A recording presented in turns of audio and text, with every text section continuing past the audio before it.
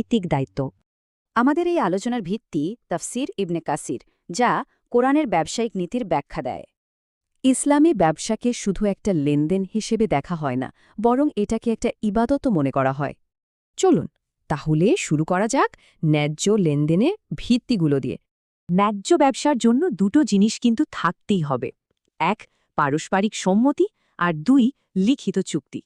কোরআনে কিন্তু পরিষ্কার বলা আছে, কোনো ধরনের জবরদস্তি বা প্রতারণা চলবে না, লেনদেন হতে হবে সম্মতির ভিত্তিতে। বিশেষ করে ঋণ বা বড় চুক্তির ক্ষেত্রে সবকিছু লিখে রাখাটা খুব জরুরি। এতে ভবিষ্যতে সমস্যা এড়ানো যায়। এবার আসা যাক সততা আর বিশ্বাসের কথায়। দেখুন, এখানে ব্যবসায়ীর ব্যক্তিগত চরিত্রটাই কিন্তু আসল। আসল কথা লাভ নয়, বরং উপার্জনটা হালাল উপায়ে আসছে কিনা। যেমন ভালো মালের সাথে খারাপ মাল মেশানো যাবে না। আরেকটা বড় গুণ হল আমানত, মানে বিশ্বস্ততা।